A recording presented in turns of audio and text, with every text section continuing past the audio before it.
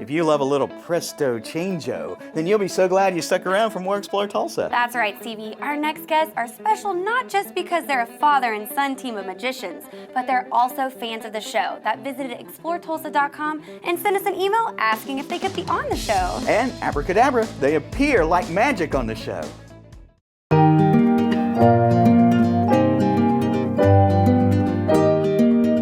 We've had magic around our home forever. I've got magic books that I picked up. My dad done a little magic.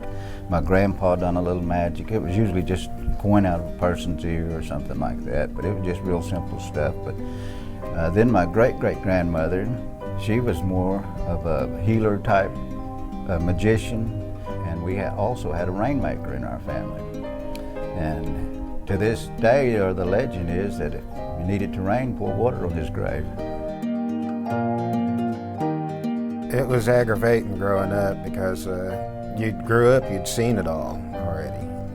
It was kind of weird because growing up, the first magician I'd ever seen was David Copperfield on TV, and he supposedly done a mentalism trick where you at home followed along, and it didn't work.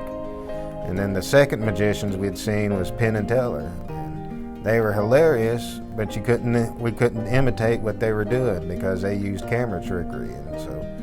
But then we'd go back home, and then there'd be him and my grandpa, or one of his brothers, one of my uncles. They'd sit there and do something with, like make a wasp appear out of their fingertips, or they'd pick up dirt and turn it into a snake. And to somebody that had never seen it, it was something amazing. Then about 5 years ago, he suggested doing this professionally and trying it. Because we'd sit there and we'd get bored. If there was nothing on TV, he'd do a coin trick, and well, then I'd pick up a coin and I'd imitate it and then do something different, and then he would come up with something different with it. And then pretty soon we're like, well, why don't we just try doing this for a living? And now I've got an 8-year-old niece, and it's kind of come around full circle. I'll come up with a new trick and perform for her, and she's like, oh, it was in your other hand.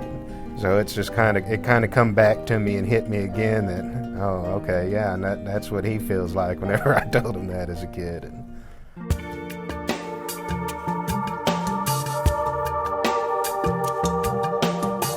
I've seen a lot of fathers and sons that can't work together at all because they just clash.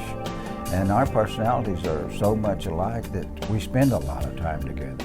We spend hours and hours studying, practicing.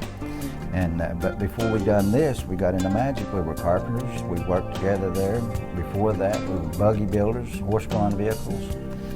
His personality being like mine, we really achieved or tried to be the best at whatever we tried to do, and it's just really worked well because it takes a lot of work and spending a lot of time together. You really get aggravated with each other at times, but we still get along and still able to practice and get our tricks done and learn. It's like today, we'll probably spend all day today together, and then tonight we'll go home and practice some more tricks. Sometimes we disagree and argue, but it's never been nothing more than that. It's just more of an argument between two people that have to work together than anything else. I'll go flipping through the deck, and you just tell me, stop. Go ahead and take that card, let them see it.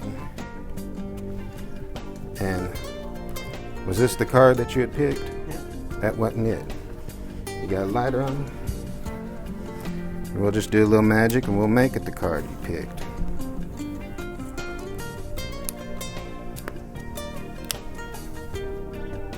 Was that your card?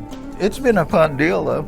We've met people from all over. We've performed in Tennessee, Arkansas, Colorado, and just met tons and tons of people. People that in no way would we have ever been able to get to meet.